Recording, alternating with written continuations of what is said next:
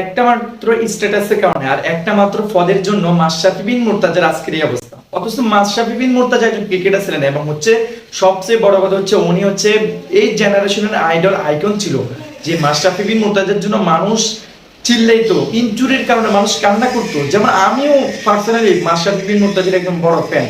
মাশরাফি বিন মুর্তজা থাকাকালীন ক্রিকেটে যখন ক্যাপ্টেন ছিল তখন ক্রিকেটে এত সুন্দর ছিল যে মানে মানুষজন ক্রিকেট উপভোগ করতো।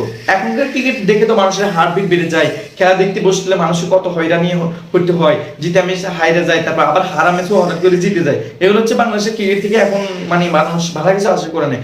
কিন্তু মাশরাফি বিন মুর্তজা থাকাকালীন ক্রিকেট ছিল সুন্দর। এখন তিনি রাজনীতিবিদ, একজন এমপি, নড়াইলের এমপি। নড়াইলের এমপি ভালো কথা, উনি নড়াইলের জন্য অনেক কিছু করেছেন, সব কিছুই করেছেন। তো উনি হচ্ছেন আওয়ামী লীগের একজন এমপি, আওয়ামী লীগের একজন সংসদ সদস্য।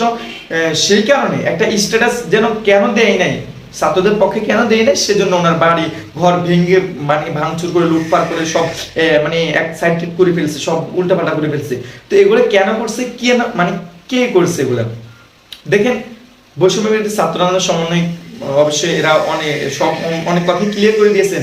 ছাত্র জনতা যারা স্বাধীন করেছে, যারা শহীদ হয়েছে, যারা সত্যিকারের মাঠে থেকে বিপ্লবী স্লোগান দিয়েছে, তারা কোনোদিন কখনো এই কাজ কোনোদিন করতে পারে না। তার উপরে মাশরাফি বিন মুর্তজা একজন সরল মনের মানুষ এবং ভালো মানুষ, কিন্তু উনি একটা স্ট্যাটাস দেয় নাই। কারণ দেয় নাই বলতে আপনি দেখেন আওয়ামী লীগ সরকারের ক্ষমতা ছিল, তারপর তিনি ছিলেন এমপি। তিনি যদি একান্ত এমপি না হতেন তাহলে হয়তো একটা স্ট্যাটাস দেওয়া যেত, আর স্ট্যাটাসের মাধ্যমে হয়তো আপনাদের ভালোবাসাটা পাওয়া যেত। কিন্তু ভাঙচুরের প্রশ্ন তো আসে না, কেন ভাঙচুর করলেন? উনি একজন এমপি হওয়াতে কি তার বাড়ি ঘর সব ভেঙে ফেলবেন? এটা কিন্তু ঠিক হয়নি। মাশরাফি বিন মুর্তজার সাথে যেটা হয়েছে এটা আমি মনে করি যে আসলে ঠিক হয়নি। যারা করছেন তারা কিন্তু ছাত্র আন্দোলনে হয়তো ছিলেনও না, যারা ভাঙছেন তারা সম্পূর্ণ বিএনপি হতে পারে, অথবা মানে ওই যে ভেজাল লাগানোর মতন অনেক রকম মানুষ থাকে। আমি শিওরলি বলতে পারি না যে কারা তারা, কিন্তু তারা যারা ভাঙছেন তারা এটা ঠিক করেনি।